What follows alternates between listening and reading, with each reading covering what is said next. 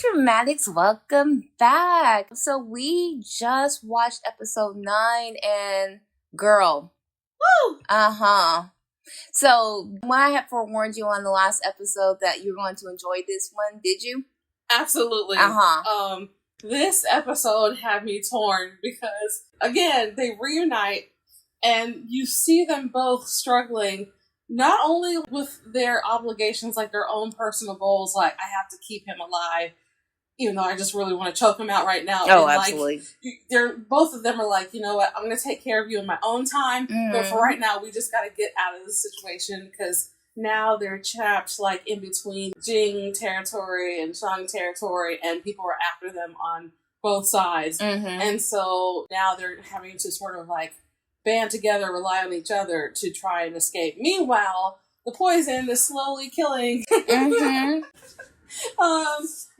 slowly killing him, and so he's like, "Oh no, nothing's wrong." But I'm like, "My dude, you're coughing up blood." Like, and that whole prophecy is like, "Oh yeah, once the poison takes root in your eye, you're gonna throw up blood 3 times, and that's it. You're gonna kick the bucket." And he already had done it twice, and the amount of sacrifices they both make for each other, because it's like, realistically speaking, they could take each other out if they wanted to, but both of them have a reason for keeping the other one alive, and it's like this weird begrudging, like, okay, well, we're in this together, and we got to get up out of here. But oh gosh, it's like Sheila finds out about Susu, I guess, finds out about the world-altering jade, and she's like, that is going to instantly kill you. Why would you don't use this? Right. And he's just like, I'm about to die anyway, so why not go out with a bang? And with all of that, he did it for a worthy cause and literally sacrifice. He's like, since I'm going to die, I want to do this with my own dying breath and stuff. But, he also was already a ticking time bomb because he had both the poison and the world alluring jade inside him. And so it was also nice to see that back and forth of them willing to take hits from the evil sorceress from Ming Long, and was just willing to literally take the impact for each other. Yeah. So it just goes to show him, like, I get that on her side is still just that feeling of, I have to keep you alive because for the world it'll be better for it. Yeah. And then his justification on the other side of it is also like, we got some unfinished business. Yeah, and it's like, know why you're trying to keep me alive. What is the point? Right. And like, I need to literally suss you out. And I can't do that if you're dead. And nobody can harm you but me. So go ahead and keep that separate. It's like, nobody can do that to my wife. You can't do that. Can't flirt with my wife.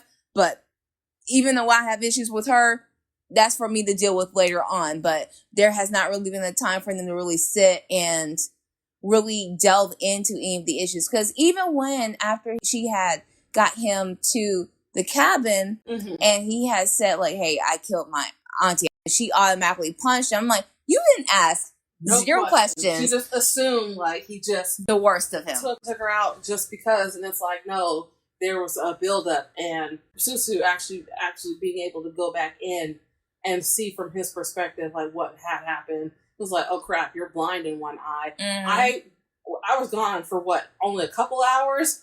How did all this go down in a couple of hours? Like, what was going on? Again, we get to see from that perspective, like, he tried to give Auntie as many opportunities to redeem herself, and even just owning up to why she betrayed him and whether she felt remorse. It's like, yeah, I feel bad for betraying you, but I felt like I thought I was doing the right thing for my daughter. And, I had to, either way I was going to betray someone. It's just the manner of how it went down that's not fair. Right. Every answer she got just got worse and worse and worse, and just, it kept burying her grave, like, even deeper. Yeah. I'm glad that, Yishu, even at the expense of now having to carry the burden of the world alluring jade now in her eye, I'm glad that she was able to see there is good in him. I found it. And with him sacrificing and protecting me, it goes to show that he does have some kind of caring for me, even if he can't stand me right now. Right. And I get it. There's something there that, it's just, he's just been screwed over. And I think, too, Auntie not owning up to, yeah, I was selfish and I acted in my own interest, and that was wrong. And that would have been okay if she admitted it. That's all, yeah. Like, I thought I was doing the right thing for me. I wasn't thinking about you. I hadn't seen you in years, and, you know, that sort of thing. But the way she tore him down, I think, just really sealed it. He's like, yeah, okay, I'm ready to die now, because if I can't even get her to vouch for me, there's no point. It's like, just screw everything then at this rate. And it's like, well, I got this poison, so just a wait in the time. Just lie here on this coastline. And poor thing. And especially with all of that, he's like, it's just betrayal. To him, it's like, it's Tuesday. That's all it just sounded like. It's like, I get this every single day. Time. And so it doesn't matter. It doesn't matter if it's you or her or my other nanny. Like, none of it matters. Like, somebody's always gunning for me. Someone's always blaming me for their issues. Someone just blamed me for just looking at them wrong. Like, who knows what it is? It just seems like I'm the epitome of pain and suffering. Auntie, unfortunately, just told him, like, you pretty much, like, was born wrong. You weren't supposed to exist. You were never meant to be a part of this world and be a productive, happy contributor to society. And so it's like, you need to go in comparison to my awesomely pure daughter. Like, daughter. And it's like, that was so terrible. She seemed like the kind of person that would be like, yeah, I would give my adopted child back. Yeah, that sounds about right. Yeah. In a heartbeat, if it came to, like, you know, it's not cute anymore. I know, it's like, oh, you outgrew. I can't do past 7. We're going to send you back. I hate it for him, but I'm glad that she was able to at least rescue him, but now she has that ticking time clock in her now. Yeah. Do you think she'll be able to outrun it? Do you think that, like, what is your speculation regarding the Jade now? I don't know, because I have a feeling like it's going to run out, but the fact that she survived going overboard and happened to stumble across this Jade that happened to save her life, I don't know. I think between that and, like, saving the fox demon, I feel like there's some type of karma that's going to, like, bring her back. I don't know exactly how, but the fact that, like, she protected the fox demon from Tentai Jin. And so it's like, okay, the fox demon kind of owes her a favor, low key. I don't know if it would be her specifically, but it's like she sacrificed herself on several occasions to protect people that she probably shouldn't. And it's like, yeah, that I hope those karma points, like, will come adding up. Yeah, but I think if something happens to her and she, quote unquote, dies, that's gonna bring him over the edge. Oh, absolutely. He's gonna be, because he's like, well, I almost potentially lost her once, and we have a score to settle. I mean, that's gonna be the excuse, and I know eventually we'll get there. It's like, you know, more of his love threads and feelings and emotions starting to grow, because it seemed like they're already blossoming naturally by themselves. It's going to take a while to get there. Like I've been saying, like, this is a hard-earned, fought-for kind of love.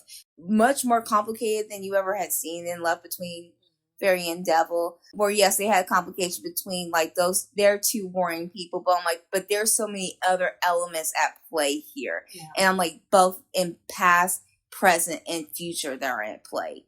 So everything just seems to be on the board, but the board seems so much more broader than you ever speculated the further we go along in the story. Yeah, and they're both weakening themselves to fulfill this goal that each other has, to keep each other alive at any cost. And so, yeah, I don't know what's going to happen next, because now that we're seeing, like, Bayou escort his sister and stuff and trying to find Tentai Jin and everything. So it's like, all right, so kind of what's going to happen. I never know what's going to happen from episode to episode, because I was not expecting, like, this epic, hey, I'm going to sacrifice myself for you. And then, like, 2 minutes later, it's my turn. My turn.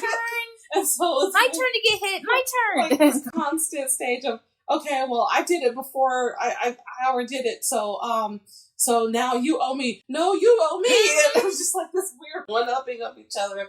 And especially now that they're kind of in, Jing territory a little bit. So, yeah, I don't know what's going to happen yet. And, the king is still suspecting his family and everything, June's family.